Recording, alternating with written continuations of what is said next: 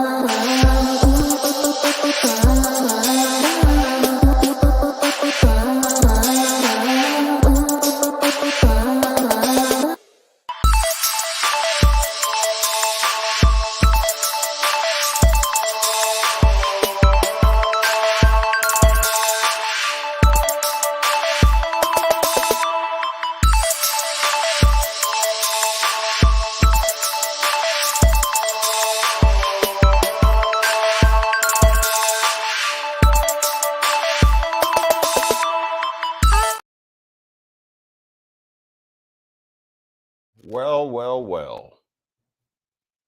We're back at it again. Welcome, everybody, to the KnowledgeWell Media Show here at your YouTube channel. Thank you for tuning in. Happy November the 1st of 2023. It's time to put in some work. I got an interesting document that I want to read to you from the Congressional Research Service. We're going to dispel some more myths. We're going to open up some more blinded eyes and continue persistent at that ever elusive remedy, which has failed as of late to actually elude me.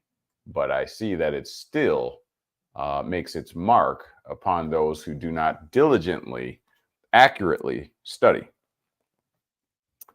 So we're going to be covering that today. Thank you for being here. Make sure that as you come on in, that you hit that thumbs up button. Take a moment to do that right now if you haven't done it already.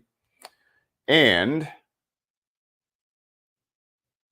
why don't you also share? It takes just a moment. Hit the share button and send it to someone that you care about, someone that you want to know and be open to the truth. Know Thyself 722 is in the building.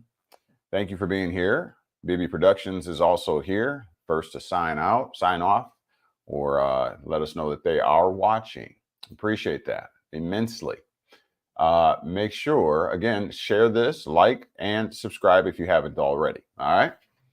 We're going to get some business out of the way, and we're going to get right to the Congressional Research Service document that I want to share with you. Very interesting. Very interesting. The title of the show tonight is U.S. Jurisdiction, Caesar's versus yours. All right. So let's get into it. First of all, let's go to our announcements real quick and get them out of the way. How you contact us, how you donate. You can donate, as the scroll says across the bottom of your screen there, to our Cash App. That is $ AmericanConsulate. All right. We would appreciate any big and or little thing that you can do. Make sure you hit that thumbs up button for me as you're coming on in here. It's going to be an exciting show tonight from the Congressional Research Service. All right. Told you we're going to start teaching exclusively from reputable sources. We're going to be teaching exclusively from governmental publications and documents, from state statutes, from case law, case precedents, etc., etc. No more of the misinformation or disinformation. This will be your exclusive source for all things fact-based. All right. So you will no longer have to worry about that. If you want fluff, go to the other channels and listen to their conjecture and their commentary. But when you want to get something done, you know where to come back to. All right. KnowledgeWell Media, putting it in for you. Let's keep going. So if you would like a personal consultation for anything that you hear tonight, anything that you've seen in my archives, whether pre-recorded or whatever topic, just simply write it down and then hit us up at this KnowledgeWell for you at gmail.com and schedule yourself a personal consultation. We can discuss your particular needs on a one-on-one basis. All right. That's how you do it there. Reach out to us at our email. Okay. Also, we have our Square site. This is where you can pick up all of our products that are manufactured by none other than BB Productions.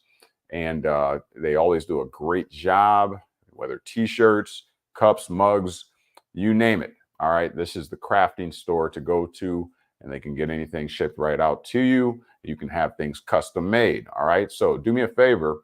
If you get some time between now and Betty Bye time, go on over to BB Productions on the YouTube channel, BB Productions. You can see how it's spelled there. If you have any question, write in the comment section. But go on over there and check out some of the products and things like that. You'll be glad you did. So our Square site has products exclusive to our brand, KnowledgeWell Media. So t-shirts and what have you, sayings on them. You can get things custom made as well. All right, so moving on. Also, we have our Patreon. All right, and that's where you can join our exclusive membership. All of the videos that I decide to pull down because maybe they are disclosing a little bit more than we really want to put out in the public, that's where they go. All right, and so if you would like to have exclusive access to that membership, and to that platform, we would give you the keys to be able to get in and out as you please. All right, to that very exclusive content. If you would like that, join us at our Patreon. I think $15 a month works out to just under $3 or something like that per week or something to that effect. All right, so it's very affordable for pound for pound for the content. All right, so and as last but not least, if you look across the bottom of your screen there scrolling, we are letting you know that nothing that you hear on this particular platform or nothing that you see is intended to provide you, or should be construed as providing you legal advice. All right. If you need legal advice, please seek yourself a competent attorney, and please be advised. All right.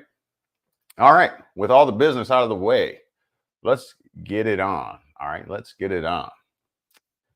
Let me look at the comment section. Looks like people are talking. So glad that you are here. Let's see who's here. Okay.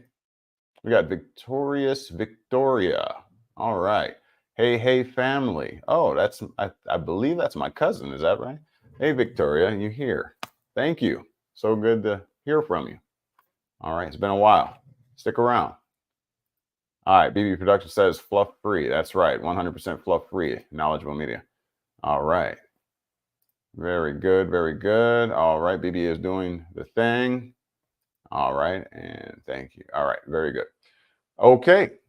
Let's get to it. So we're going to be coming from the Congressional Research Service tonight, a document labeled Congress's Authority to Regulate Interstate Commerce. All right. So let's jump right into it. Let me get a share screen here.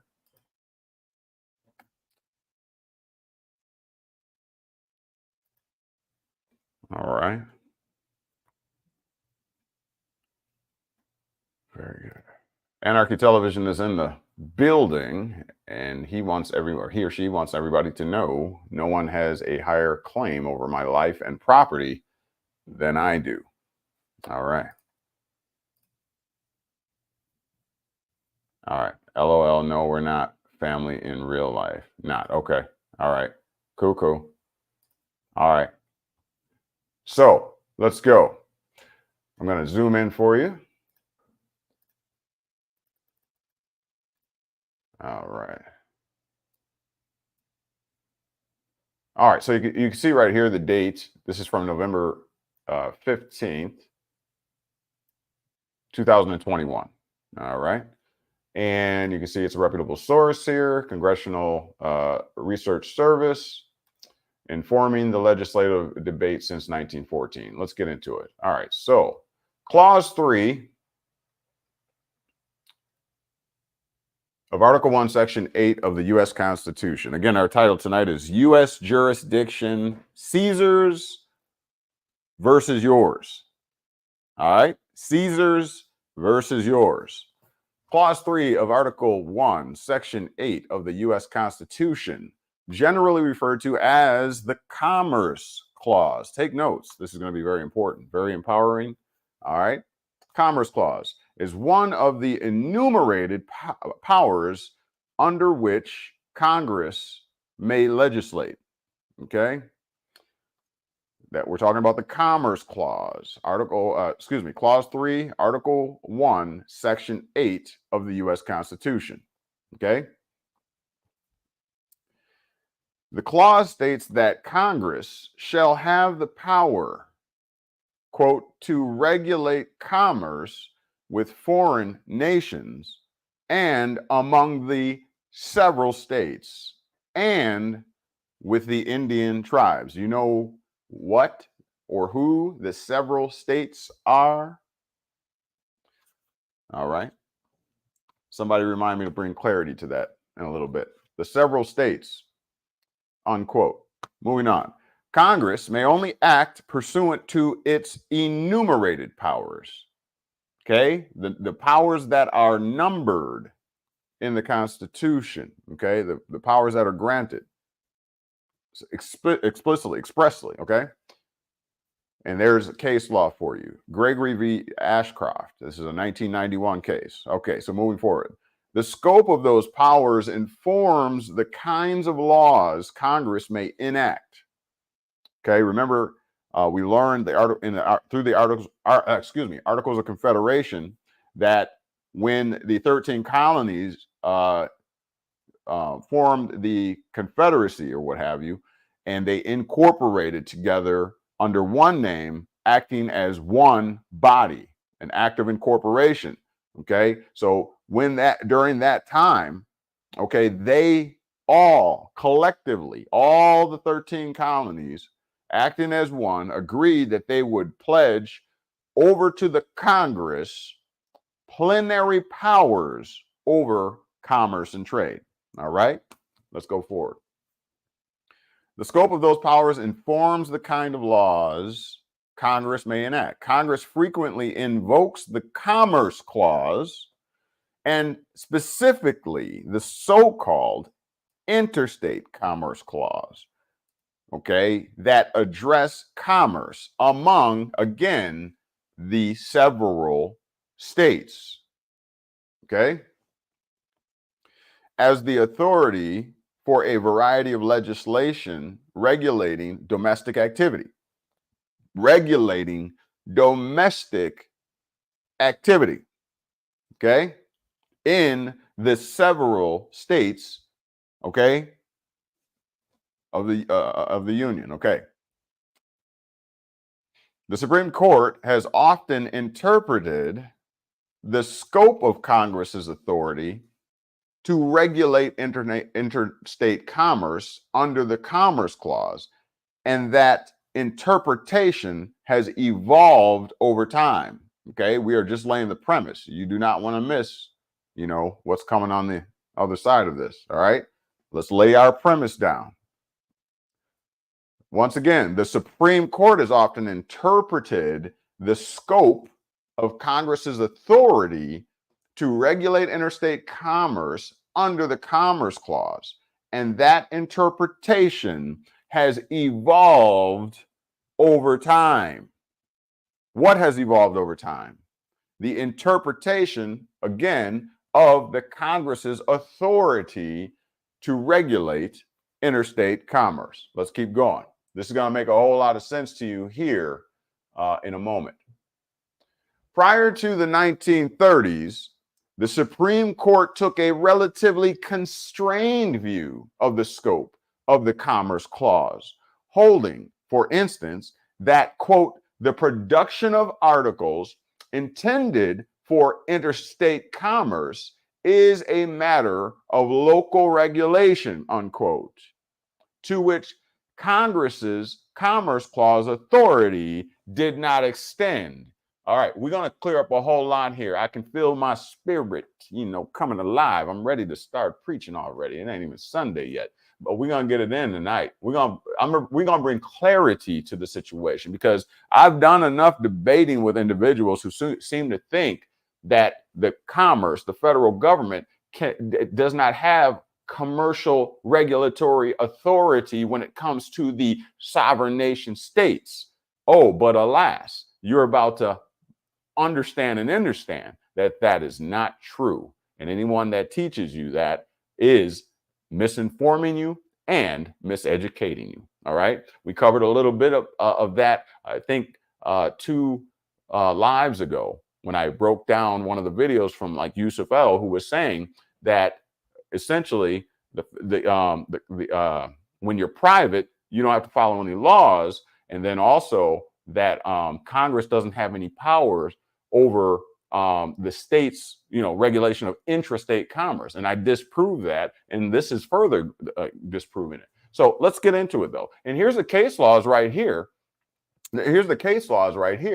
You can go there yourself. Okay. 1918 case here. Okay. 1941. So remember, the point is that the Supreme Court had a constrained view, meaning a very restrictive view upon that the Congress's power over commerce when it came to what did it say? The production of articles intended for interstate commerce. Okay. Now let's make sure we have clarity on what interstate is as opposed to what intrastate commerce is. Okay. Remember, interstate is commerce between Illinois and Wisconsin, Wisconsin with Texas, Texas with Georgia, Georgia with Florida. That's interstate commerce.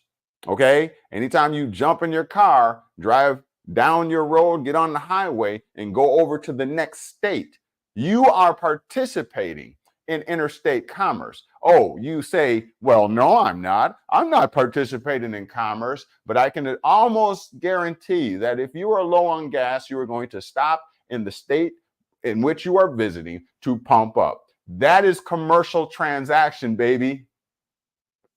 I'm just saying, stop me when I'm wrong.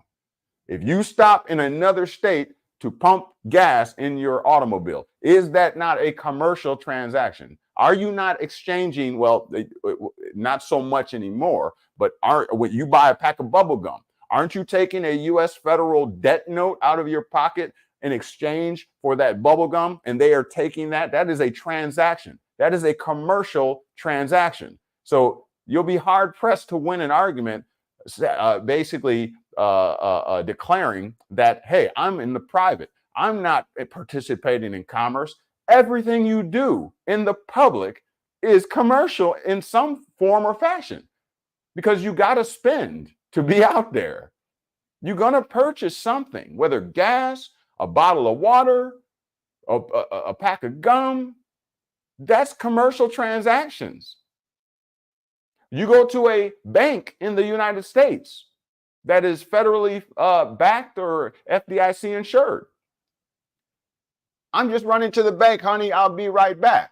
You're about to participate in commerce.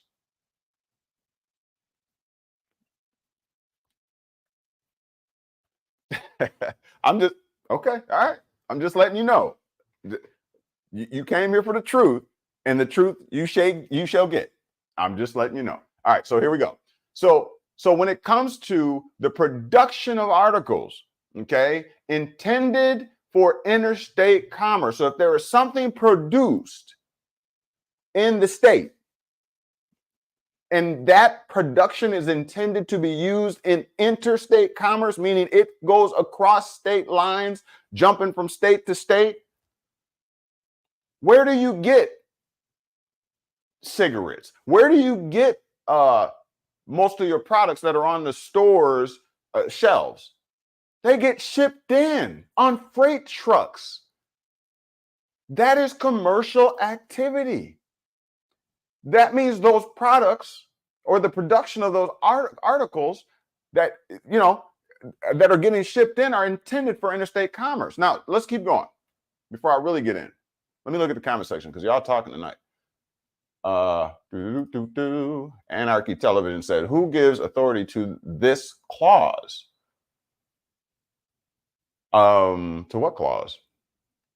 This is this clause? Are you talking about this right here? Or are you talking about, oh, who gives authority to the Commerce Clause? Well, it's it said right here. Right here. It's in the Constitution. The Founding Fathers, the one that founded the country. Clause 3 of Article 1, Section 8 of the U.S. Constitution. That was the first thing I read. What do you mean? I mean,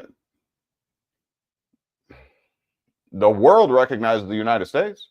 So, I mean, there it exists. How was it founded? It was founded by the Founding Fathers.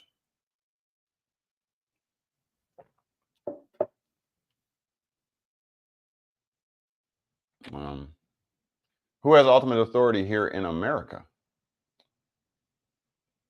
Well, that's kind of a loaded question.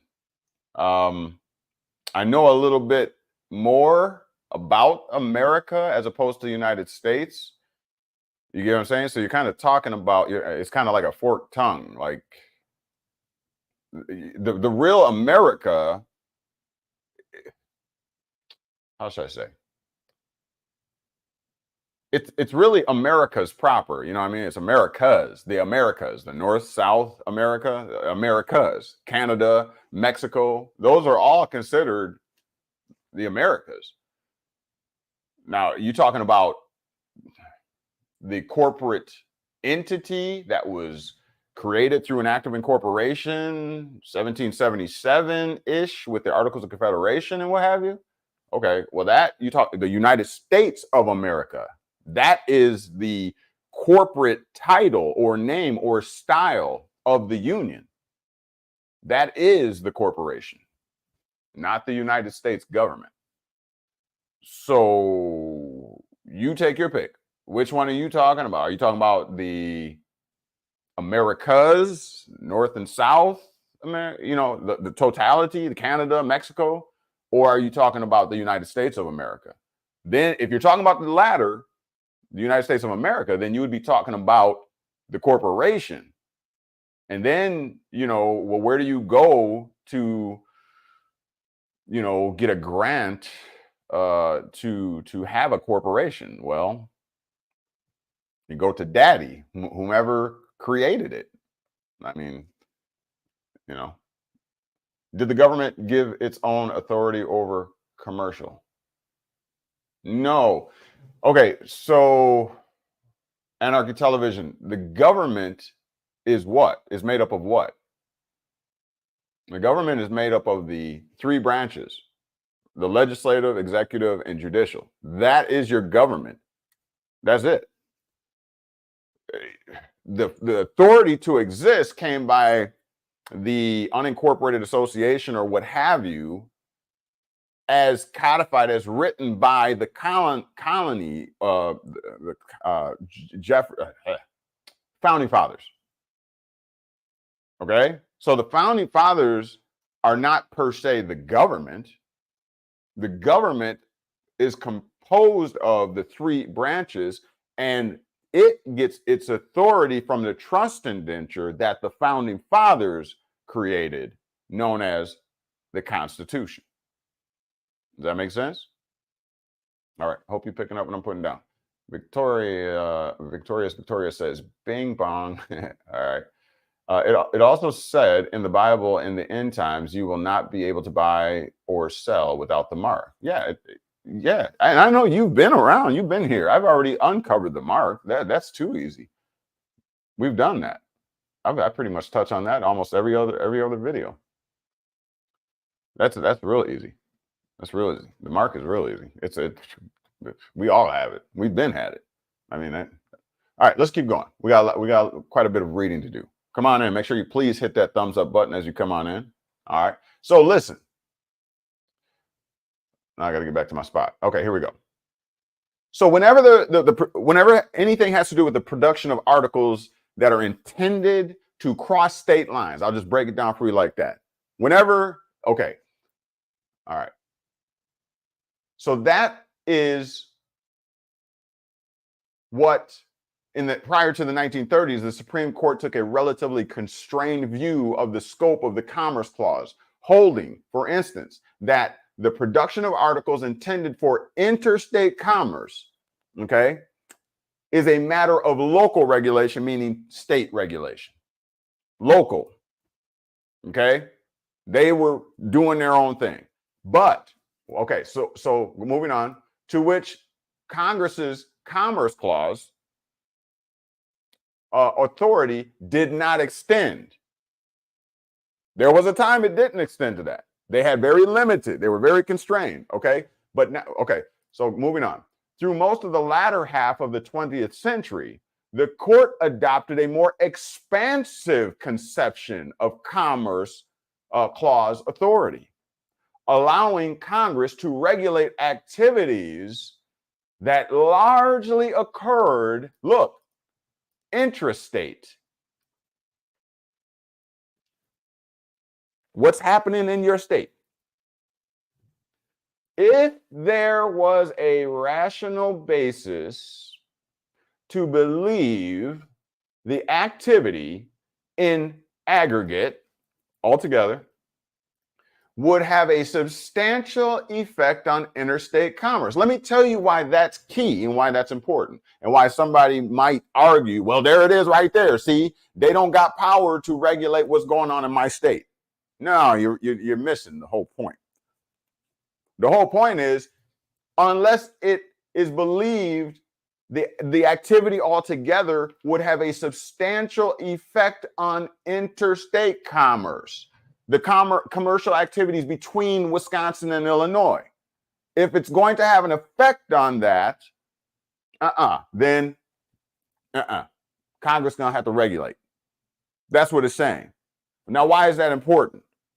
Because traveling in an automobile is going to have a substantial effect on interstate commerce. Why? Because you cross state line.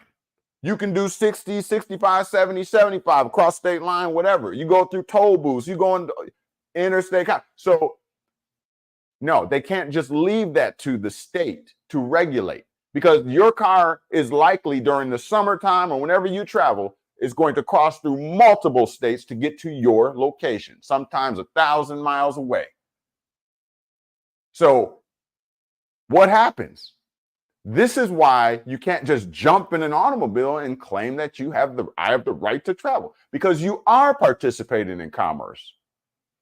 And again, you will be, if you're driving from Midwest all the way to Florida, you're going to stop for gas. You're going to buy something to drink. You're going to buy something to eat. You're going to use an ATM machine.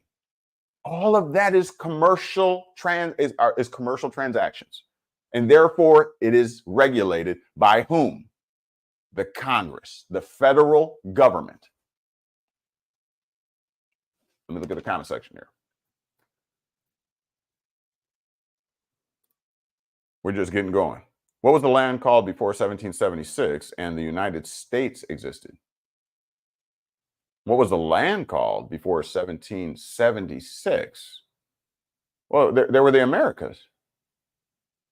I mean, without going into much detail, I can Google some stuff and find out, but I'm just saying, we know it's the Americas, right? But I mean, if you got something more specific, feel free. As long as it's fact check, we can fact check it. You can put it in there for us if you know something more specific. All right, Anarchy Television. If I am not using the roadways to make an income, I am not conducting commerce in that way by traveling. Well, that's not, I mean, we just covered that. That's not the way that it's construed.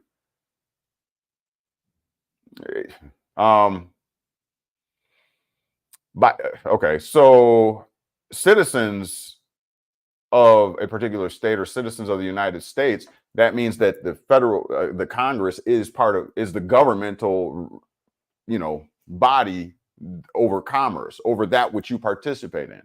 Okay, so whatever laws that they establish, you have to follow. I mean, that's what it is.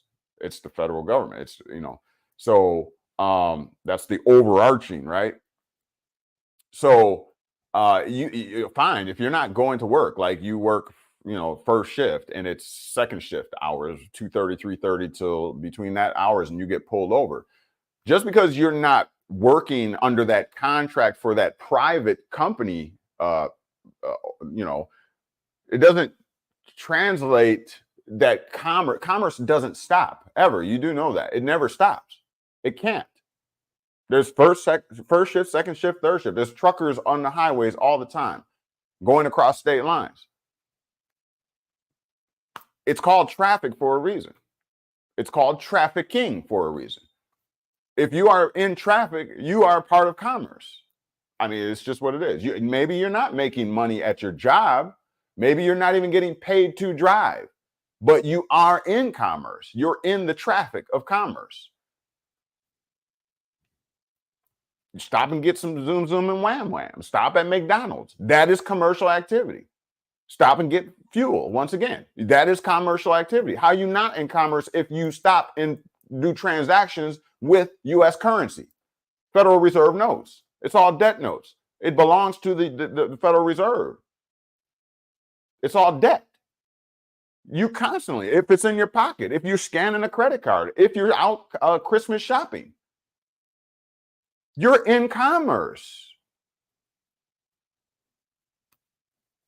I hope that, it's got to make sense. It's got to connect.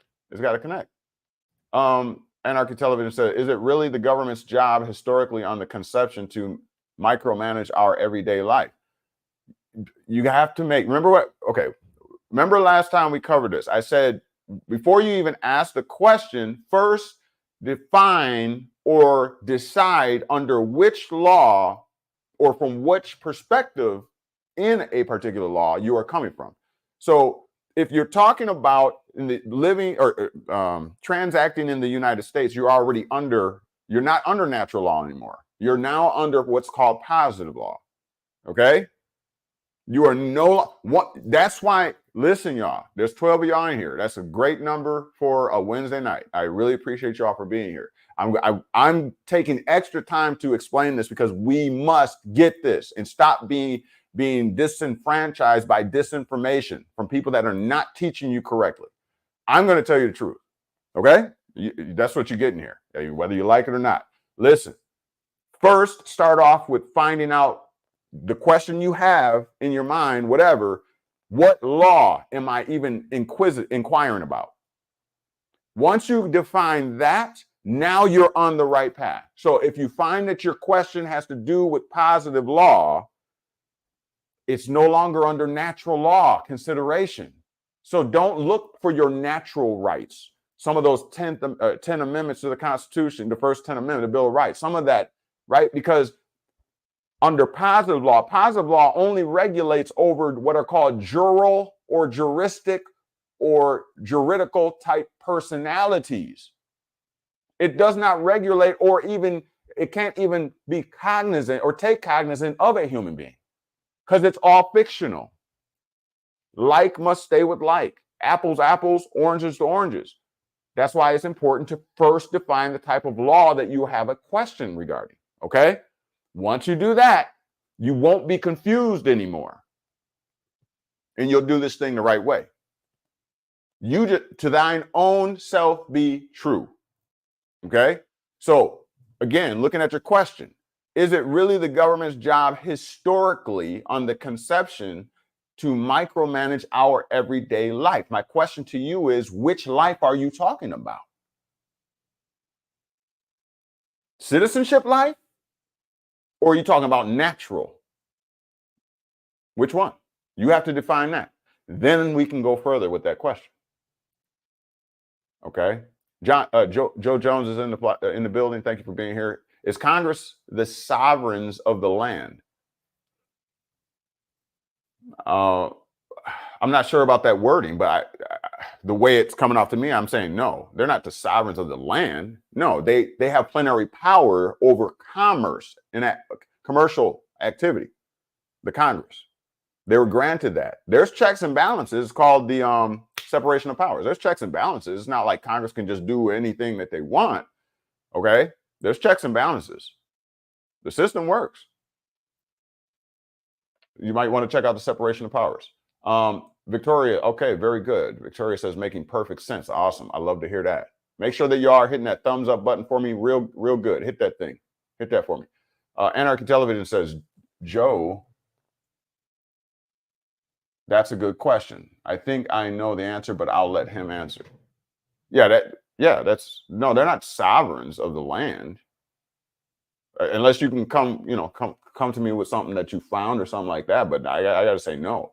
No, that's just one of the branches of the U.S. government. One of the branches. And they all offset each other. Well, they check each other's powers. It's a separation of powers. They can't take over the other one's job or whatever. They can't do that. Yep. Thank you, BB Productions, saying don't forget to drop that like. Okay. I'm gonna get back to the article here. Let's see. Archer's in the building. Thank you for being here. Good evening. If we are to use our driver's license to purchase a quote unquote plate, and if we are to be stopped and given a ticket, unquote, quote unquote, the officer writes us a ticket, or should I say a bill, billed to our card. I mean, yeah, it's a commercial transaction. That's what it is. That's what it is. Precisely. That's what it is.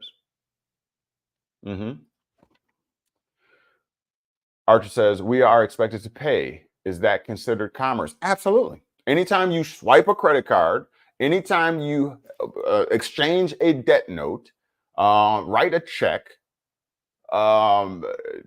take a withdrawal from an ATM, buy a cheeseburger, buy a bag of chips, buy some bubble gum, fuel your car. What else?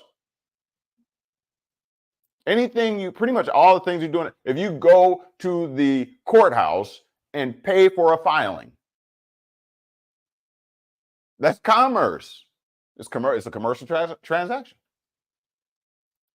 All right, Joe Jones says, so are we under artificial law?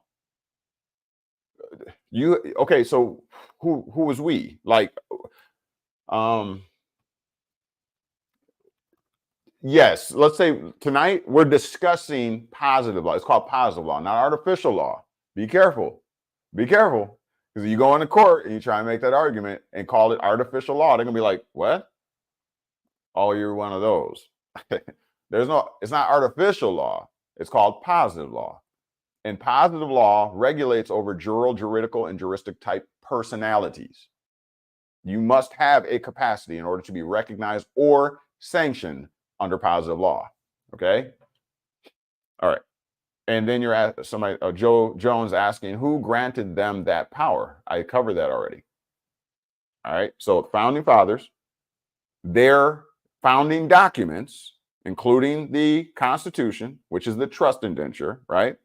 And then that created the three branches of governments and doled out the powers of each of those branches of government. Okay, so that's it in descending order. Okay, Anarchy Television. How did Congress get granted this power over commerce? I just covered that. And how did the one granting the power get that power to grant? I want to know who is at the top. Well, come on. Come on, man. Really?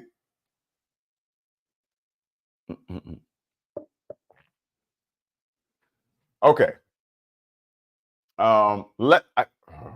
See, I'm afraid to go to, I'm not afraid to keep going through the comment section because we're never going to get through the article. I mean, it's powerful. We got to get through this. Y'all just want me to answer questions? If y'all want me to answer questions, let's see. You want me to continue with the article? Give me 777s in the comment section. Don't fret. I can do them both. It's just, you know what I mean? But I would really like to get, and I'm not saying don't comment because I asked you to comment and I love it. It's great. This is good. Finally, getting participation. I love it. So just let me know though. What do you want me to do? I'm here for y'all. I'm working for y'all tonight. So do you want me to continue? If you want me to continue with the article and then we, come to the comment section, let me know. Put a 777, 777. Okay. Archer says, go ahead with the article. Anybody else? Give me two more. Let me know what you want me to do. I'll work for you. Victoria, everything is commerce. Shaking my head. Wow. It is, but all is not lost. See, all is not lost. This thing works and it works beautifully. We just didn't have an understanding of it.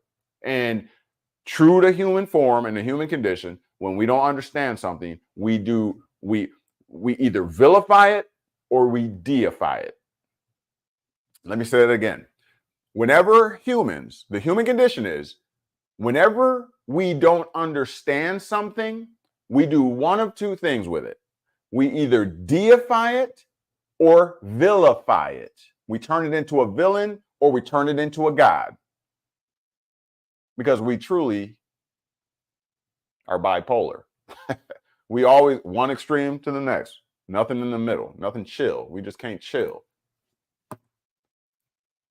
That's what happens. And so let's be careful, I guess, is what I'm saying. Everything is commerce, yes, proper, respectfully, right? But there is a place for privacy, for humanity. There is a place there. The problem is, I'm going to say it again. The problem is when the people basically lose their place and the roles are flipped, the world is turned upside down. When that happens, okay, then something else takes its place. A vacuum is caused. Remember, you were promised a Republican form of government, but now all you hear is our democracy or our, why? Because when the people got lazy and depended upon the welfare state and created and enlarged their own government, because every time you take a handout from the government grows. Makes sense? Makes dollars. And if you can't keep the Republican form of government, meaning the old American way, we work for everything. We don't take handouts. You know, we don't sit on a couch and just collect a check and blase, blase. We don't do that kind of stuff. We put seeds in the ground. We kill chickens, you know, even kill chickens, skin them. We do all that work. We go fishing. When's the last time you even went fishing? You see what I'm saying? So we just don't do those old American things anymore. We don't, those values that we once had. Now everything is expedited.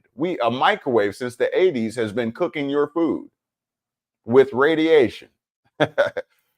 Because we got so hooked and conditioned on instant gratification, when American values were based on delayed gratification. People would work their job for 30, 40 years, you know, do this, invest, and, you know, that don't happen no more. It ain't like that no more, right? You know? And so with that being said, and let's get back to the reading. All right, so I think I got the majority 777s. All is not lost, Victoria. Do not lose hope. You are free. Because what makes you free? The truth makes you free. It gives you choices. Whereas someone that is in deceit, they don't have a choice because they don't even know they're being deceived. Okay, so you are free, and freedom first starts in the mind. Then you act upon, like most things. It starts with the thought process. Without correct thought, there can be no correct action. Everything first starts with the thought, the mind of the man or woman. Okay, so you are free. You're already free, but now it's time to start applying that remedy. Okay, all right. So don't lose heart. We got this. Archer says 777. Know thyself says 777. Yeah, 777. Okay, Anarchy's laughing. Archer says, if you understand our rights, we are empowering ourselves. Absolutely. Victoria says 777. Very good. Anarchy says read on. And I want to live in the private, but still operate in commerce when needed, if that makes sense. That is the way. That is the way. That is the way. Have you ever played the game of Monopoly? We did a show and covered Monopoly. That's the way you do it.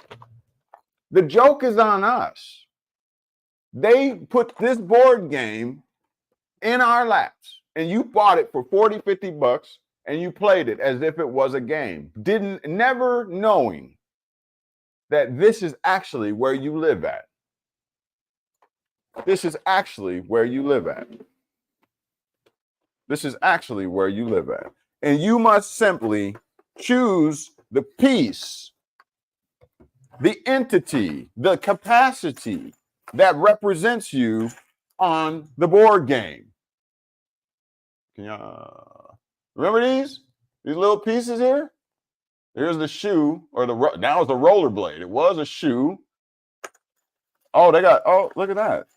They got the airplane now. See, these are the citizens of Monopoly.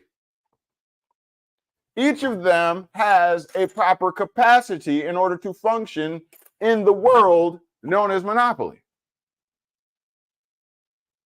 Now, one of these players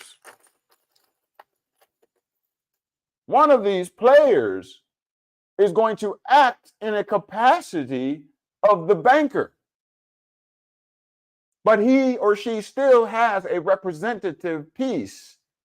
Because without this, nothing would make sense if you participate in this game. You have nothing that represents you in the game. And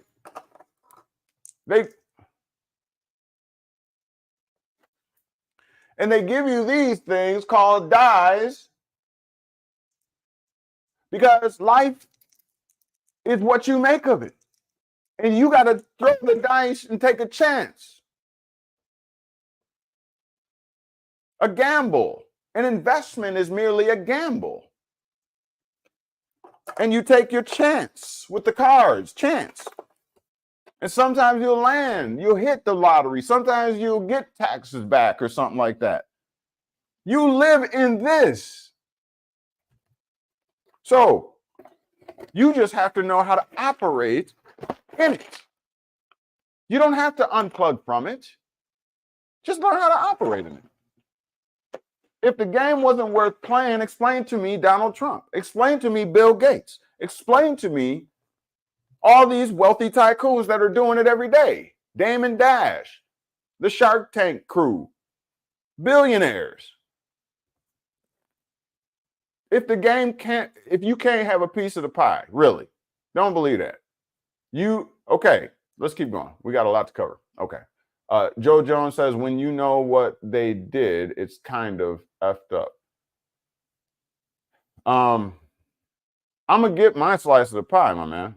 I'm going to get my slice of the pie. I know that my forefathers and foremothers went through hell. I know the slavery things. We know in part, and, but I'm still going to get my piece. How many wealthy so-called black people are millionaires and billionaires? You think they don't know about the atrocities that happened, but that didn't stop their moxie?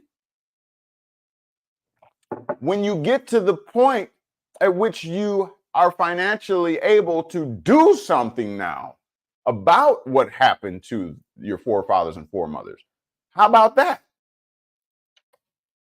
All right. Victoria, I agree. Okay, thank you. Facts. Joe Jones, dumbed us down. Make America great again. It's starting to make more sense now, ain't it? People rather, convenience. All right. BB Productions says 777. All right, we're going to get back to our reading here. Captive state must watch. Some important hints into what's to come if we stay blind. All right. Yes, Lord. Okay. They got us bamboozled, shaking my head, but I caught on to their games. Amen. Life is just like that other game. Life, too. Yeah, life. I was just born. The game of life. Yep. And I don't remember agreeing knowledgeably about this social contract. It's not a social contract. If you were listening, I was listening to Yusuf El the other day, and that's the terminology he was using. That is incorrect. They will never agree to it being a contract. It is called a social compact. COMPACT. And if you know what that means, it's not about whether or not you agree. A social compact is by implied agreement. That means by your activities. It means by your residence, your place of residence. It means by where your mama grew up, where your dad lived at. It's implied. You don't have to don't worry about nothing. Don't fill out nothing, whatever. Just the fact of your, hold on. Just the fact of your minimum contact, just by the fact of your proximity to the state, you being a resident, returning to the same place, okay, or intending to return to the same place. All of it. That's all implications. And it's the legal order. It's a legal system. Therefore, it only exists by presumptions of law. Everything is implied. That's a social compact.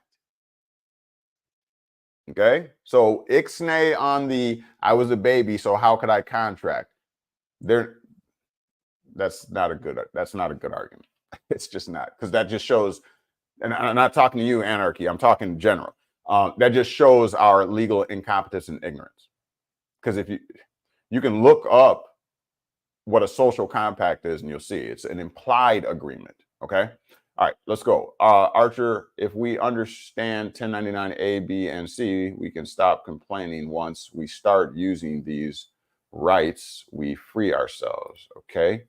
I'm more interested in facts, not legal opinions, legal citations, or arguments. Yep. Well, all you get is facts here. I mean, unless you can disprove it. I don't know if you're meaning that towards me. Let's get back to the facts now, in fact. All right, so here we go. Through most of the latter half of the 20th century, the court adopted a more expansive conception of commerce clause authority, allowing Congress to regulate activities that largely occurred intrastate if there was a rational basis to believe the activity in aggregate would have a substantial effect on interstate commerce.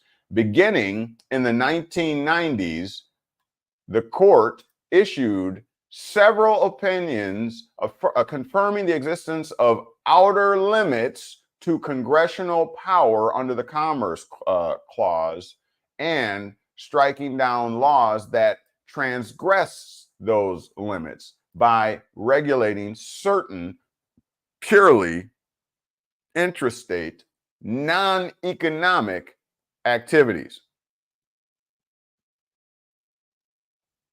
Let's clarify. This is important. This began in the 1990s, so not that long ago. I'm going to just say this. So we're not really going to promote 1099s here because we've covered that already, and you have to have a deeper understanding of who those are for, what they're to be used for. Otherwise, you can find yourself in trouble. People have already gotten locked up over it. So I would just, you got to get the basics, get an understanding of all this stuff. Don't go down any rabbit holes and all that kind of stuff. I know Ray Archer Archer don't mean nothing harmful by it. He's just sharing information. But over here, we believe in walking or learning to, crawl before you walk type thing. We don't send people off to do these different things. No, we don't do that. So just slow your roll on those 1099s over here, because we ain't about that life. It ain't time for that yet. It ain't time for that. All right. That's for financial institutions. That's for banking institutions, all that kind of stuff. Nobody here, as far as I know, nobody's really acclimated to this system yet and off to the races and running and doing big things like that. So I do what you're gonna do, but yeah, okay. Anyways, let's clarify this. Beginning in the 1990s, the court issued several opinions. Okay, so the court issued several opinions confirming the existence of outer limits, okay, to congressional power, meaning they confirmed, after the 1990s, they confirmed that, in fact, the commerce does have authority when it comes to intrastate, meaning the commercial activity within a particular state, okay, to congressional power, okay, under the Commerce Clause. Okay, so the court struck down laws that transgress those limits by regulating certain purely intrastate non-economic activities. I want to get into that right there just for a little bit, because the court struck down laws that transgress. Okay, so how did they strike down those limitations or those laws that went against the Congress's authority to regulate interstate commerce? It says that what they did is by regulating right here, they began to regulate certain purely intrastate. So they went right at intrastate commerce, but they say non-economic activities is what they could go after. Okay, let's get, I like to get context. Let me see what that looks like. Non-economic. Let's see what they're talking about.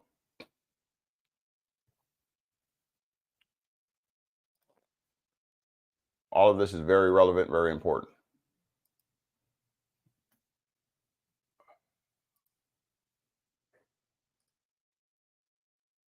So I looked up Merriam-Webster. Not economic, especially having no economic importance or implication. Come on, give me some more.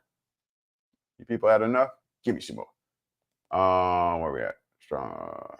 Non-economic damages refers to compensation for subjective, non-monetary losses such as pain, suffering. Okay, not of or relating to economic factors, meaning, come on, give me something.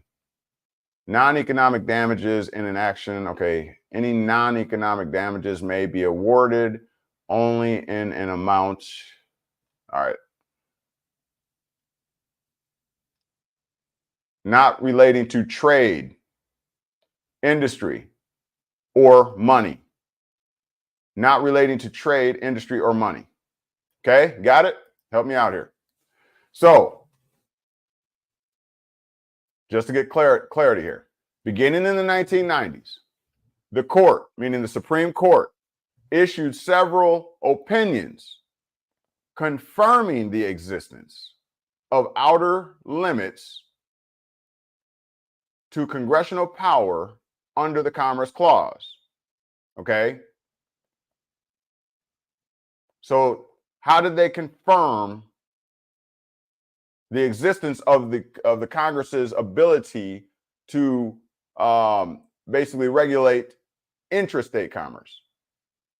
Striking down laws that transgressed those limits. Transgression means a trespass. Okay, crossing over to a place where you do not belong. Okay, so the court struck down laws that breached what limits? Those limits. What limits? These outer limits. See, this is using rational analysis that I teach about. Okay, this is how you read to get comprehension, and you got to know how to do this. If you don't know how to do this, you can be deceived, and you probably will be deceived. So they're talking about these outer limits. Okay, these outer limits were confirmed by the court. What outer limits? What outer limits were confirmed? The existence of outer limits to congressional power. Okay, under that clause, the Commerce Clause. Okay, so any law that transgressed those outer limits that were in existence under the Commerce Clause, okay, all of that got struck down. How did they strike it down?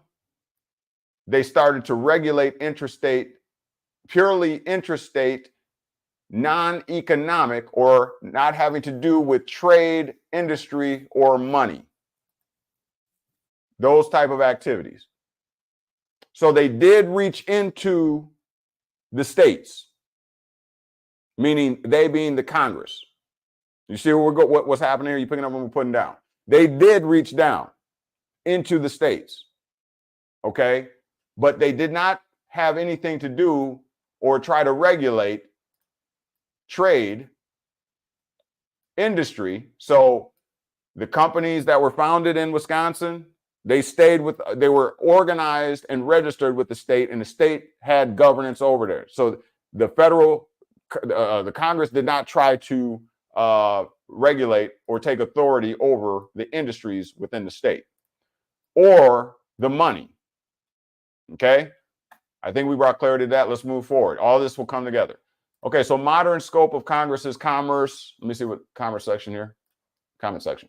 I said commerce. Anarchy Television. Joe, if I don't have the right to regulate interstate commerce, how did anyone else get this right? It's almost like they want us to believe that the law is a law because the law says it's a law. Well, no, I think you're missing something here, Anarchy. I think you're missing something. Where are you? Who are the founding fathers? These are colonizers. They came over and set up camp. They created a bigger military, right? However you want to feel about that. But it is the United States is extant. It's here. And it's recognized by the world. In fact, it became the world power. It got the whole world hooked on its fiat currency. And it took gold and basically got people to believe that the fiat currency had value or inherent value, whatever you want to say. Okay, so they did their thing. They were more savvy, the legal order, the most subtle beast of the field. We teach on that all the time. They won like that. That's how they did it. And so they still have the military.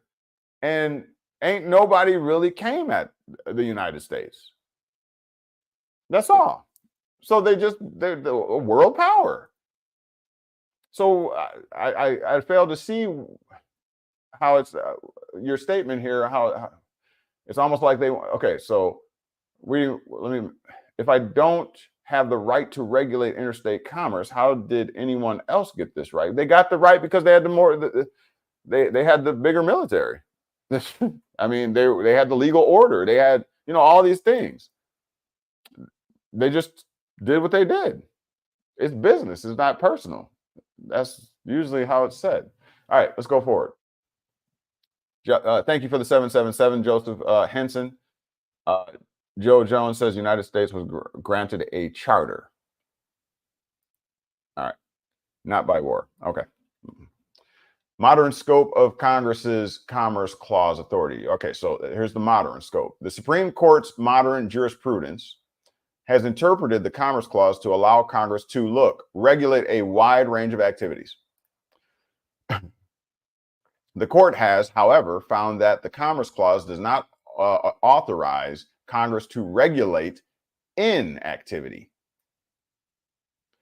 In National Federation of Independent Business versus Sibelius, which challenged the individual mandate aspect of the Affordable Care Act, the Supreme Court concluded that, quote, compelling individuals to become active in commerce by purchasing a product on the ground that their failure to do so affects interstate commerce, unquote, exceeded Congress's authority under the Commerce Clause. Now, there's something you can perhaps put a spin on. You remember the Affordable Care Act, Obama and all that kind of stuff, right? With the healthcare system overhaul. Well, look what they said. Okay, so because again, they're saying inactivity can't be regulated. Okay, the Commerce Clause does not authorize Congress to regulate inactivity. If nobody wants to participate, then you can't force me into it and then try to regulate it. Nah. But anyways, so the Supreme Court concluded once again that, quote, compelling individuals to become active in commerce by purchasing a product on the ground that their failure to do so affects interstate. You're going to blame them that if you don't do this, you are affecting commerce, commerce. All right. So we're going to force you to do it. No, they can't do that. It exceeds Congress's authority under the Commerce Clause, and there's case law for you there. Okay? Do your due diligence. All right, moving on. Oh my God.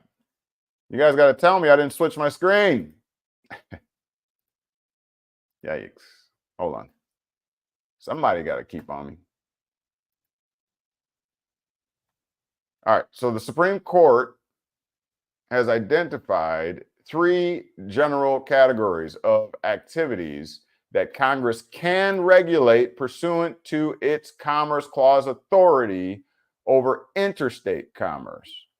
First, Congress may regulate the use of the channels of interstate commerce. What might those be? What are the channels of interstate commerce? Let's see if it'll give me something here.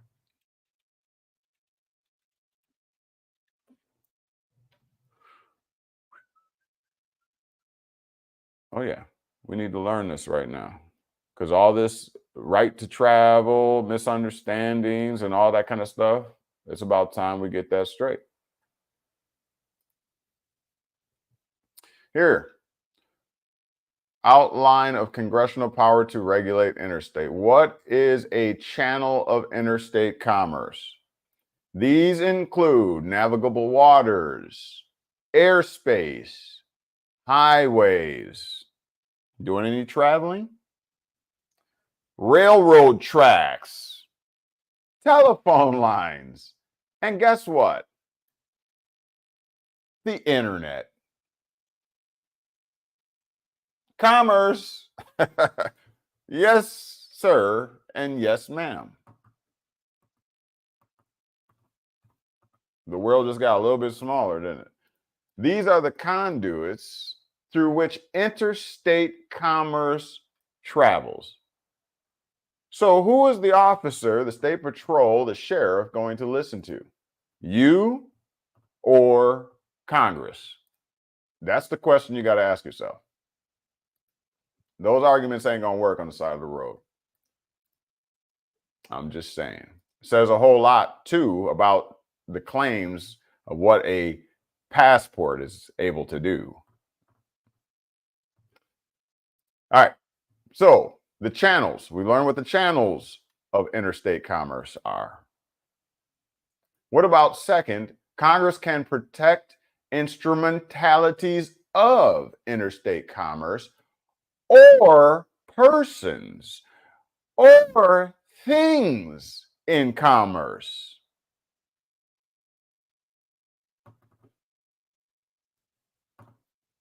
Third, congressional authority under the Commerce Clause reaches activities that substantially affect interstate commerce.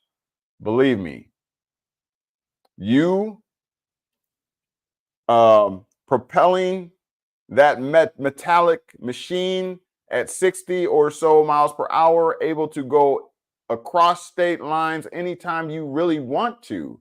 I could literally at 8:50 Central Standard Time make the decision to end the show and jump over into my automobile, and I can literally do 60, 70, 75, whatever, across into Illinois. Right now, just because I just decide to, I could do that without inhibition, without any problems.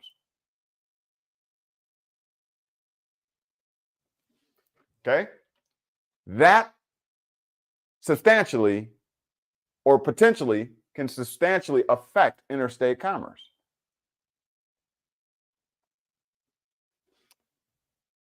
Enough on that. Let's keep going. A little bit more. If this is good, is this good, or do we need to do a part two? Are we on too long? It's been 1 hour and 13 minutes. You tell me.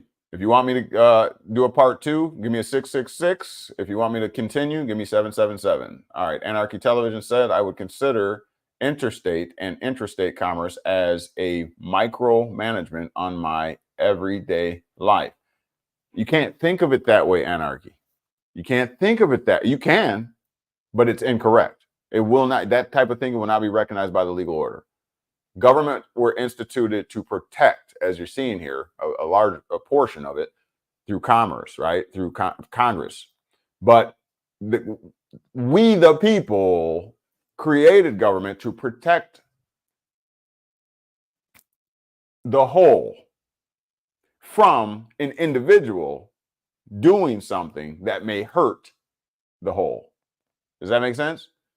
So it's not about when you're living in a social compact, or when you're living in a political community, aka a state, right? It's no longer about the individual. Not when you're a citizen. Not when you're part of a citizenship. It is implied or inferred that because you chose to move to Wisconsin, that and you kind of like being here, you like the weather, you know what I'm saying? You like the location close to the lake, you know, that okay, you made a plan to come here. Let us, you know, welcome you into the community, and let us tell you what the rules are of the community. The rules are what keeps everybody safe and keeps everybody as best as possible on an even keel, so that there's no titles of nobility. You're not better than me, your family, just because of this and that. You're not, you know what I'm saying? it's just the best effort they could make at some type of equilibrium is what I'm saying. Don't look to the system to be perfect. That's why the rules always change, because somebody's always going a little bit further. Someone's always, you got the one dude or girl in the group always got to push the envelope and figure something else out, because you're always trying to beat the system. So that means that the system has to adapt to those who, cognitively are always trying to beat the system. But remember, the government is there to protect the whole body. It's not just looking at you. Yeah, I'm an individual. You know what I'm saying? It's not just looking at you. And in fact, I could do you the best favor. And I can show you something here. Watch this.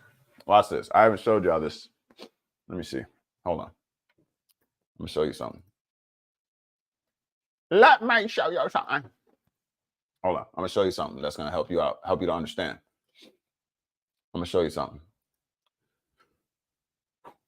Okay, where? Hey, 40. All right, we're right there. All right, where are you at? Where are you? There you are. Bear with me. I'm gonna show you something. This will help you out. This will help you out to understand what it is that I just said.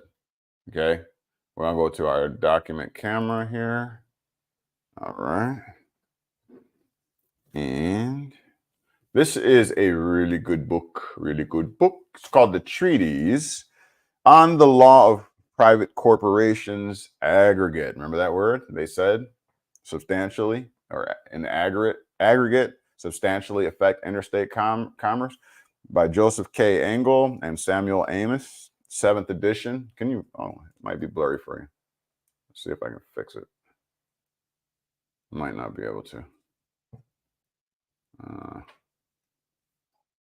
Bear with me. That's a little bit better. All right, so Joseph K. Engel and Samuel Amos, 7th edition, revised, corrected, and enlarged by John Lothrop, okay? The Treatise of the Law of Private Corporations. You might want to get this book if you can, because it's a banger.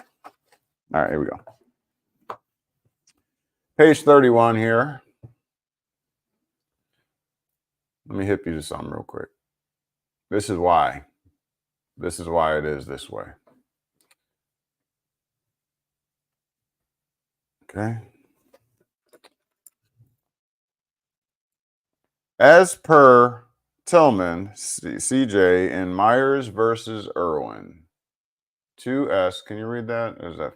Let me see if I can sharpen it for you. I guess that's the best I can do. Bring it a little bit closer to that.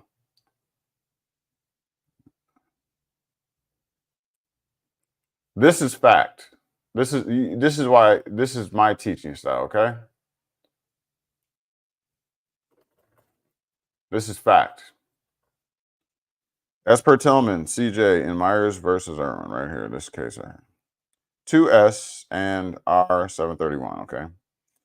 And Herger v. McCullough, 2, Denio 77, Van Sandow versus Moore, 1 Russ, chapter 458. Look, listen, hear me, and you're welcome for this. One of the greatest distinctions in contemplation of law, I told you, listen, you always have to first define the law before you go any further. When you see something like this, stop. Because this is legal ease. They're helping out those who have eyes to see and ears to hear. You should not just blow past this. Now I have to ask myself, what law? I have two choices. I have positive or natural law. So I look for context. It's talking about partnerships, corporate companies. Aha. If that's the topic, then corporate companies, partnerships, et cetera, are not under natural law, for they are artificial persons. So I found my type of law. So in contemplation of positive law. let's go back. Now that we have the proper context, we've done our analysis. Okay. Okay. One of the greatest distinctions in contemplation of positive law between partnerships and corporate companies. Listen, they're making a distinction between a partnership and a corporate company. Corporate being the key word. Is that in the first, so talking about the partnership, the law looks, what law? See, if we didn't define the law first, when we get to here, we may be confused. Are you picking up what I'm putting down? But now we know it's positive law. So which law? In the first, positive law, that's man-made law, that's statutory law, that's law that regulates, that sanctions or recognizes juridical or juristic type personalities. Those are persons recognized by law, not humans. The law looks to what? The individuals of whom the partnership is composed. Let me back up. Rewind. Watch this. What are we talking about? We're talking about partnerships. In the first, the law looks at the partnership, right? And the law looks to the individuals of whom the partnership is composed. Meaning, if I and Joe Jones form a partnership, when it comes to the law, positive law, the law is going to look at Joe Jones as an individual, and it's going to look to me or at me as an individual, separately and distinct from him, Joe Jones, of whom the partnership is composed. And look, listen, and knows the partnership no otherwise than as being such a number of individuals is the key. Meaning the law does not lump us together. It sees us separately. Now, there's a semicolon here, which means it's a separate thought, but it pertains to the first. Here we go. While in the second, what's the second? The first was the partnership. Now they're going to clarify how the law looks at a corporation, a political community, a state. Huh? Watch this.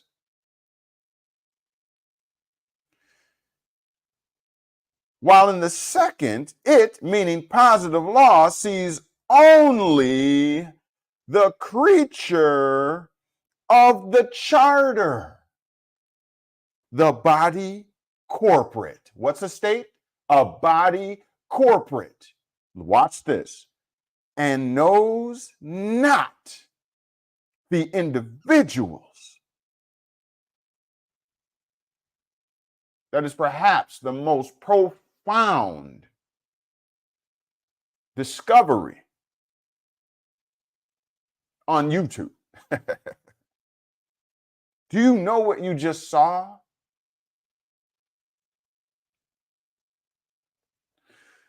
In other words, positive law, when it looks upon a corporation or a corporate company or the state, it does not see individuals. That's why you cannot claim individual rights as part of being, when you're considered the status of a citizen, because you are a member of the political community.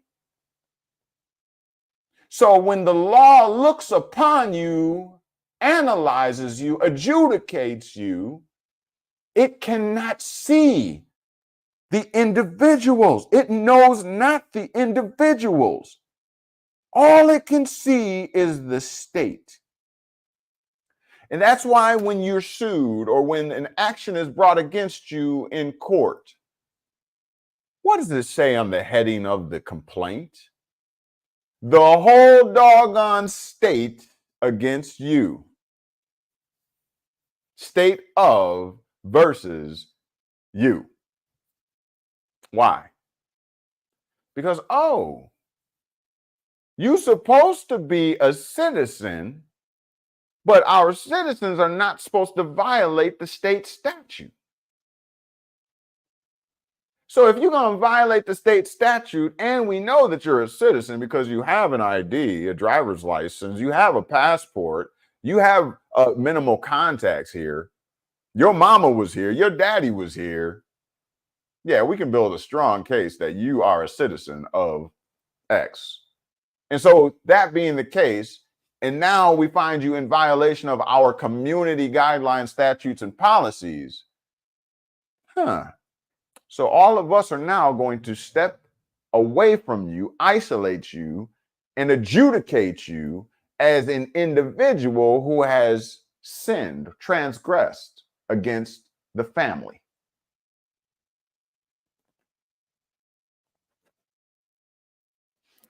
That's all that's going on. That is opposed to or in contrast with the individual or a partnership.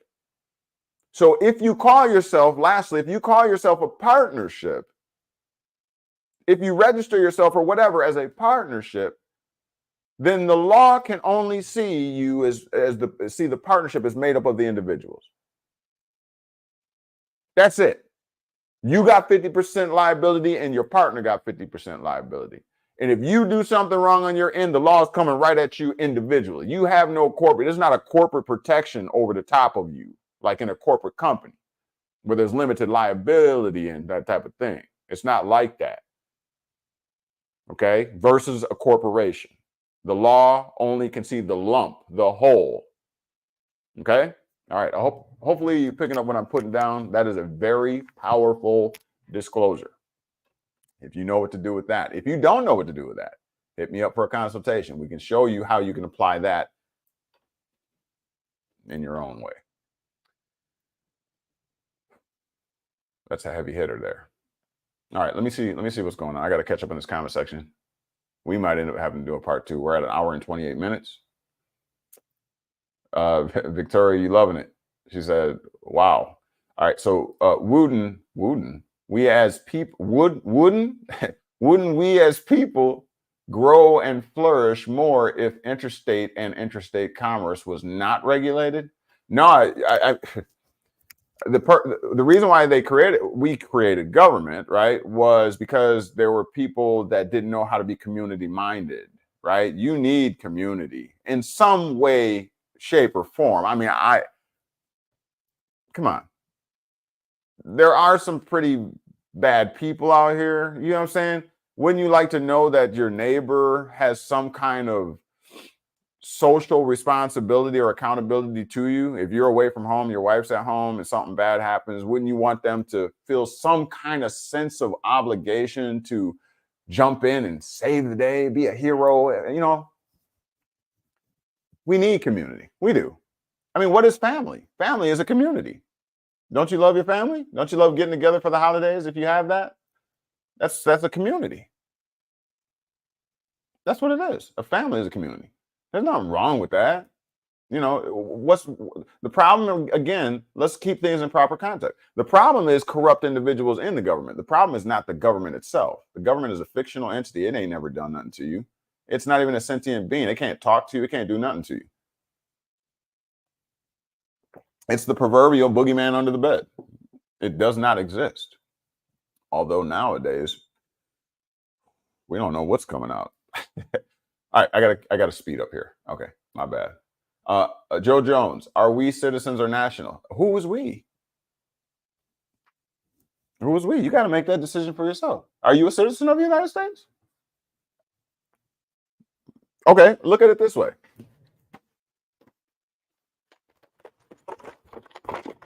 Do you want to play or not? You want to play? Then be a citizen. Do you want to play? Think of this combined with your local casino. Because in this game of life, if you know how to play this game the right way, you can cash out the fiat and exchange it for real money. Oh, now we talking about legacy building. Now we talking about trust. We teach on that too. You want to know how that applies to your individual situation? Make sure you reach out to us for a consultation. We can get you on it. All right, so we got to keep moving. So that's your choice, Joe Jones. Don't become disenfranchised by disinformation. I think that's what we need to be discussing. Victoria says, that's why they have the UCCs, right? A Uniform Commercial Code. It's an internationally recognized law body, right? That tries to keep everything uniform. That's why it's called uniform, okay? The system works. We just didn't know what the system was about, okay? That's all. Well, it's millions of individuals that make the whole. Well, it's millions of individuals that make the whole. Right. So it's okay. That's all right. Nothing wrong with that. If they are not obligated to protect me and my natural rights as an individual. So you went wrong right there. I mean, I shouldn't say that. Forgive me. It's not that you're wrong. That's your opinion. You're good. But there's some misconceptions being taught about that, okay? They're not obligated. The government, let's be specific. You're saying like who? Like the police officers? Is that what you're saying? Or what are you saying? I'm not sure who they are, but think about it. Remember, when it comes to the political community, the state, the law, positive law, I just read it to you. You saw it for yourself. Okay. It cannot see you individually. It's looking to protect the state of the whole group of people. Okay. Wisconsin Statute 54.870 applies to me and it applies to someone on the South Side equally. Equal protection of law. You see what I'm saying? The law, it's just seeing the whole corporate body. It's not picking at you individually. It applies to everybody, white, black, whatever. Okay? So that, again, under positive law, that has nothing to do with your natural rights. You see what I'm saying? It has nothing to do with that. All right, moving on. Anarchy Television. The law is the law because law says it's the law. I don't know. I don't agree with that, but okay. Your Honor, I am a natural living man. You're going to lose that one. He's going to be like, yeah, what about it?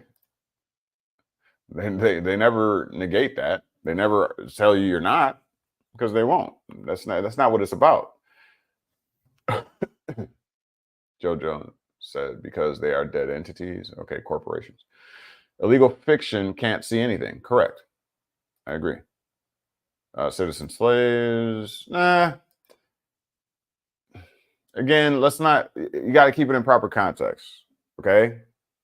A citizen, by definition, a legal dictionary says a member of a political community. Keep it in context. That's how it's defined. A member. Now, you do agree through your implied activities, through implied activities to be subject. But again, that's because, remember, the positive law is God. Okay. And when it looks down at the state, at the political community, okay, it only sees state of Wisconsin. It sees the whole lump. Okay. And so everybody is under the umbrella of the state statutes, and therefore it is said to be you are subject under. That sub means under, right? That's all it's saying. So if you want to see it as being a slave, okay. Okay. But again, we don't have to be bipolar. We can be, context. Joe Jones says a national sovereign. A national is not a sovereign. The nation is a sovereign. One national is not a sovereign. How can that be when the law under which, the law, okay, under which the state is regulated, it only sees the state. It can't see an individual. So how can an individual national and one individual be a sovereign? And again, a sovereign to what? Because it ain't going to be under positive law. Positive law will never recognize one national or one individual as a sovereign. No, it don't work that way. I just disproved that. I just showed you case law for that. Victoria says, come on now, teach. All right. All right. They're pulling it out of me. I'm trying. Joe Jones, you disagreeing? Nope. Okay. All right. I don't know what else to do. I mean, if you know something, most people know me already. If you got that sauce, bring it on. I'll put on a debate. You can join me and we can do that. But you got to come with them facts. I'm not nice. Some people say I am nice at that debating. Yes, I would. Yes, I would. Yes, I would. I lost context on that. But that's okay. Archer said, look up Kendra, Lara, Boston, Massachusetts City Council. Proof we, the people, are not held to the same legal standard depending on status. Yeah, you're absolutely right. It does depend on status because some of the citizens have lost certain rights, civil or political rights, because they become a felon. So you temporarily lose the right to vote, let's say. Not that you can't get it back, but you temporarily do lose it. So your status determines the pluses or minuses of the rights that you have. But that's all part of the agreement. That's what we said when we set up government. We said we all agree. Now, again, not through you. You didn't stand in line and sign a contract. No, it's just by the fact of your presence. Not only that, but by your minimal contacts, by your transactions in commerce, by your Wisconsin driver's license, ID card, passport, and birth certificates. All this stuff works together to create a prima facie case that, in fact, you are a citizen. It's not a battle that you even need to fight. I'm gonna just be honest with you. We've just been disenfranchised through disinformation. That is not a battle. It's not even worth fighting.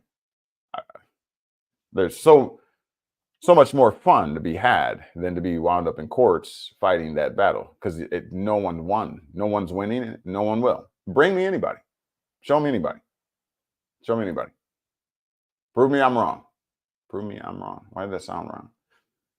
All right. A couple more here and then we got to get off. I guess we're not probably going to get through that. I'll have to do a part 2 on this or a follow-up. No problem. We got Sunday coming around the corner. Unfortunately, they want to use the force and violence to make me play that game of Monopoly from the time I'm born until the day I die. I'm not going to say you're wrong. I'm just going to say I think there's a bit of a misconception there. I can prove it simply by saying this. Do you have a passport? Hell, even if you don't have a passport, have you looked into, let's say, expatriating and getting the hell out of here? Because if you haven't, it's implied, it's an implied compact, or excuse me, a social compact, which is an implied agreement. The fact that you stay is like acquiescence, because you literally can vamoose. You literally can leave at any time, any day you so choose. They are not going to stop you. So how can you claim, excuse me, I'm getting tired. How can you claim that they are using force to make you play the game of Monopoly aka legal order, United States, whatever, from the time you were born until the day you die, when you can leave here any point in time you want. And I'm not trying to be facetious or be a smart ass. Is it not true? Can you leave if you want to? I'm not talking about economic hardship of what that might cause. That's not what I'm talking about. I'm just saying, can you leave here if you really want to another whole country? You see what I'm saying? So who's holding who by gunpoint? You don't have to play this game. Ray Archer says UCC is good reading. Yep. Joe Jones says individual is a corporation. No, it's well, okay. All right. You wanna go there? It's if you're gonna use that, you got to call it sole corp or a sole proprietorship. Okay, that's I think that's what you're alluding to. A sole proprietorship is a corporation's sole, like a corporate, sole corporation, whatever. Yeah, but it's not the same as a corporate company. Okay, it's not the same. Not the same. I can go into that, and in fact, I think I got a show coming up on that. I'm gonna be going in on that. It's very important. Anarchy Television said implied consent. I always thought I had implied freedom. Wait, again, Anarchy. I think which law?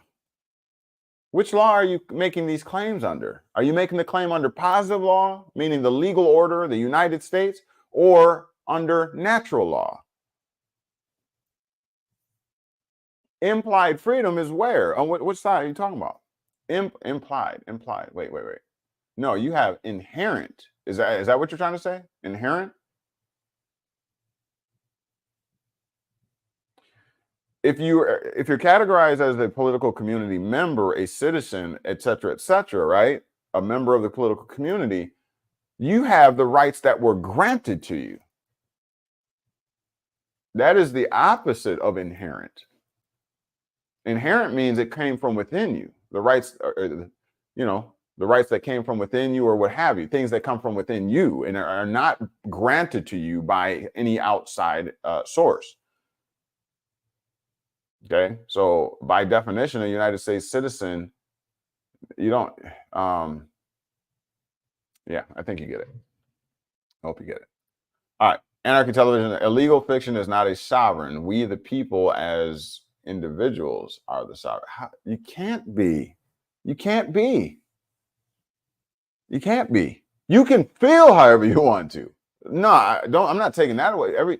You have the right to believe, to practice your religions, your faith. You can believe whatever you want. In fact, the judge, when you go make these type of arguments, the judge says, or the police officer say, I know you believe what you're saying.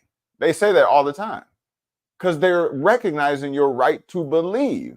You can believe whatever you want, but sir or ma'am, I'm going to tell you, you're going down a very treacherous road or pathway is what they'll tell you. A very dangerous and treacherous pathway. That's what they'll tell you. I've been told it myself by the judge. Yeah, it's very dangerous, very treacherous. It's a slippery slope with like spikes and dynamite and sharks and lions, tigers, and bears. Yeah, illegal fiction. One day I'm going to teach why it's very dangerous, and most of those who have similar thought processes have not yet felt the sting of what's going to happen, because you have to I don't want to get into this. You have to understand why you have a legal personality and what that does. All right, not to get all emotional about it, but Dred Scott, the Negroes, the slaves are examples of humans that had no legal personality. Because they didn't have a legal personality, They had no recognition before the law. Which law? Positive law, man-made law. If they didn't have recognition before positive law, they could not be protected by the law. If they cannot be protected by the law or are not protected by the law, then the citizens who are protected by the law become the masters. And then you know the rest of the story with slavery. You know the millions upon millions who were lynched, treated like they were they were deemed 3/5 human. That's because they had no legal protection. They had no legal personality. They had, therefore, no legal recognition before the law. Again, all of the people who are becoming disenfranchised by disinformation, the slippery slope with the bears, the lions, the tigers, and oh my, that are going to eat that, you know what, in a minute, they're going to feel what it's like to be one of those slaves eventually. Because what's happening? If you have no legal recognition or can take no legal recognition before the law, you are fair game. You want to play the purge? You're going to see that. What is it like to be Dred Scott back in 1856, 1857, Missouri case? What is it like? Why don't you read about it? Read the Dred Scott decision and see what the Supreme Court rules said, or Justice Taney, the Supreme Court Justice. And you think the situation's hopeless. Now, waive, give up, or have your legal personality removed and see what happens, what it's going to be like. You're fair game. You don't have any protection by the legal order. What keeps your enemy in this political community or in your state what keeps that road raging individual who is strapped to the hilt, maybe somebody that got a little mental issue or whatever, what keeps them at bay when you cut them off, whether you meant to do it or not? What keeps them from just cowboy and Indian type stuff, jumping out of their truck and just offloading on you? What keeps that from happening? Because they recognize that the law, there's going to be hell to pay. And I'm not going to be able to go home. I'm not going to be able to see my children anymore. I'm going to be locked up. I'm going to lose all my freedoms. I'm going to chill. Okay? Yeah? Now, what happens if that same individual knows that no matter what he does to you, you have no protection? So you try to sue, you try to make a claim against me, a complaint or whatever, and I know that the courts will not stand with you. What you think your day gonna be like? This is what I'm talking about. Slippery slope. Watch what you're doing. Do not become disenfranchised through disinformation. Do not waive your legal rights. Do not check out, as it were. Watch what you're claiming, because they're going to soon be holding us accountable for what we claim. It's coming soon. It's coming soon. I watched, in fact, I was watching one of the sovereign citizen discrediting type videos, whatever, and it was the case started off as a misdemeanor. They graduated it because of his filings, his fraudulent filings, making claims and what have you. They graduated it to a felony and dropped all the misdemeanors. This man came in with a misdemeanor, which they were trying to settle with him and say, come on, just stop this sovereign citizen ideology, take this and walk away. Yeah, it's coming. Let's see. Okay, we really got to close up here. I'm rounding the corner on an hour and 50 minutes. I really appreciate this participation. This is awesome. I'm a bit winded and a bit tired, but this is awesome. Thank you all for making my night. I appreciate it. I see that cops and other government employees operate under the presumption, claim that if I or anyone is physically in Florida or wherever, then the laws of the state government apply to me or anyone. Yeah. You remind me a lot of someone else. I used to, not support, but I would try to support him. Mr.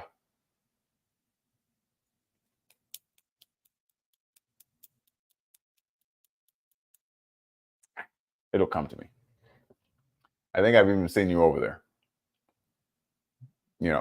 I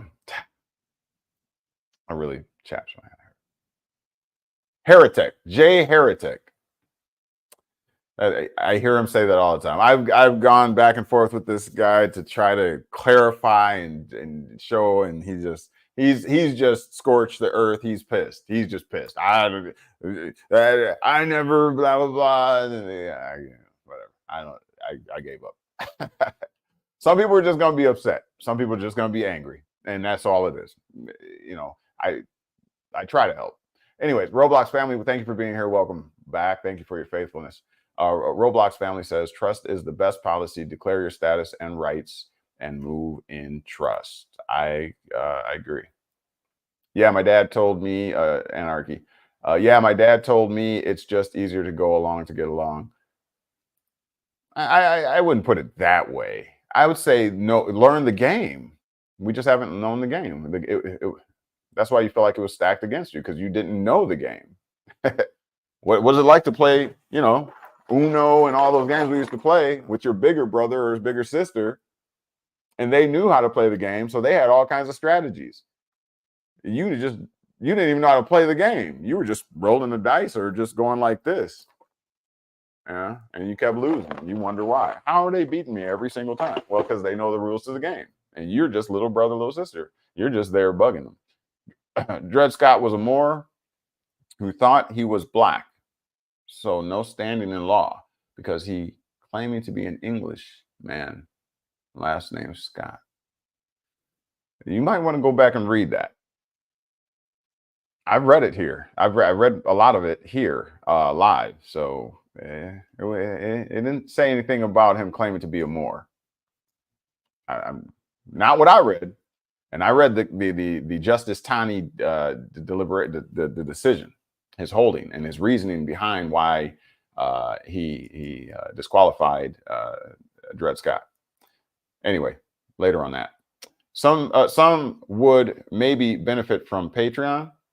Oh yeah, absolutely. I have rewatched many videos. Your knowledge is beneficial to the misled. Thank you. Good night. Oh, thank you for being here, and thank you for those kind words, Roblox. Yeah, take advantage. I'm just saying. You probably want to get that membership over to the Patreon, $15 a month.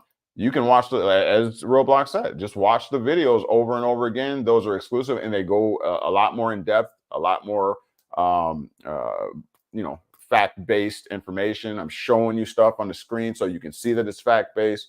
And there you can just do your work at your own pace. Okay. A lot of times there's a lot more people, a lot more things moving here when we're on live, and you got a question and maybe I can't even get to it. But when you're watching those videos over there, you got the control of the remote and you can just keep going, whatever, and stop whenever you want to. But there's exclusive content over there. I'll put that up for you one more time so you can see it. We got to get rocking, y'all. It's an hour and 54 minutes. I would, I can talk, but don't forget, show your support and love to keep us going. We'll see you back here Sunday at 11 a.m. Central Standard Time. We're here now every Wednesday at 7. Thank you for the turnout. It's much better than last week. I was thinking about cutting this because I was like, ain't nobody even interested in Wednesdays. But you definitely showed up and showed out tonight. I really appreciate it. We had maybe 4 people last time that were here. So I was like, I might not do this. But, if you keep this up and we can grow this, make sure you share. Then I'll just keep it going. All right. I'm here. I'm working for y'all. I'm working hard for y'all. I'm doing this all the day long as well, so I'm a bit tired by the time I get to this point. I am excited to see y'all and see what the turnout's going to be. So I really want to let you know I really appreciate your support and being here. It means a whole lot. You have no clue. It means a whole lot. I really appreciate it. And so show your love through your finances if you have that. I don't care if it's $1.50, whatever. It's not really about that. It was just, I don't know, it's something to the morale. Yeah, I do need support from my family. Don't get me wrong. I do, because I do put in a lot of time. Don't get me wrong on that. But I'm just stressing to you that, to see that someone values, remember, value is the amount that someone is willing to pay for something. And that means a whole lot to a content provider, right? I don't have 50,000 viewers, et cetera, et cetera. And I really don't care that I don't. I want what I believe in and what I do my due diligence in, my research and study. I don't want it to fall on the ground and just be stepped upon. I want to know that it hits you where you sit at and that it boosts you, it builds you, your family.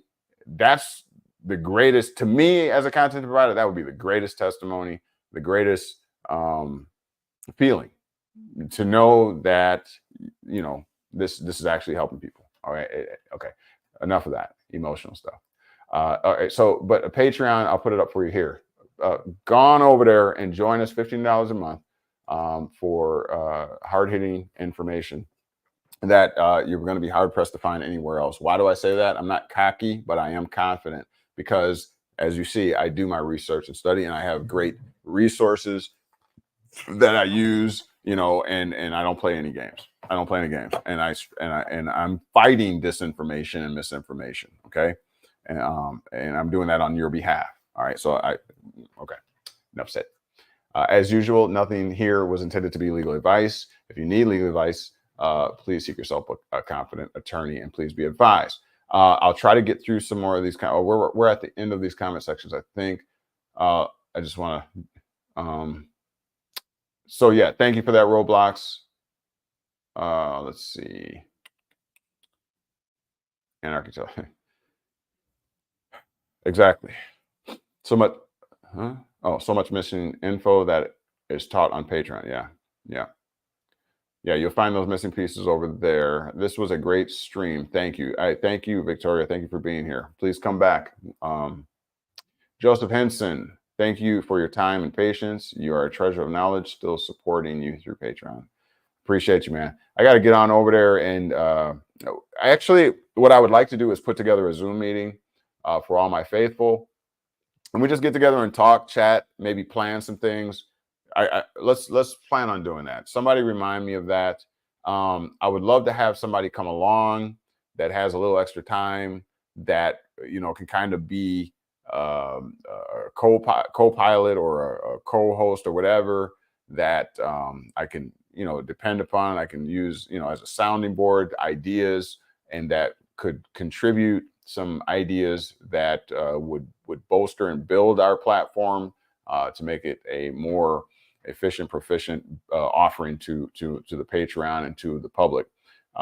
So if you are that type of individual, hard studier, passionate, and got a little extra time on your hands, and you feel like that's something you want to get involved in, then hit me up at knowledgewell4u@gmail.com. I'll put it up for you one more time. I think it's hit me up at the email and let me know, and then we'll have a private talk and see what we can do.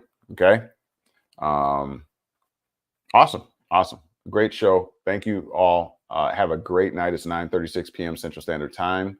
KnowledgeWell Media, and now you've been made free. The question is, what are you going to do with it? All right. Have a great night. And the music was playing all this time. Y'all did it to me again. Have a great night. Love you all. See you. Peace.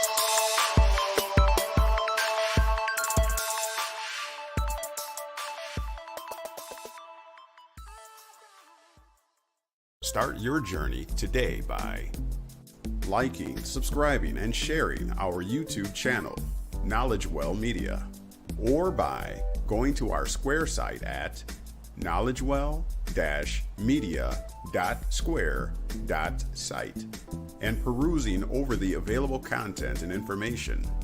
Also by submitting your email at the bottom of the Square site page in the Stay in the Loop section to receive priority information, specials, and other insider details. Or by signing up for a 1-hour consultation to tailor your specific educational needs in beginning your journey. You may do so at the aforementioned Square site, once again at knowledgewell-media.square.site.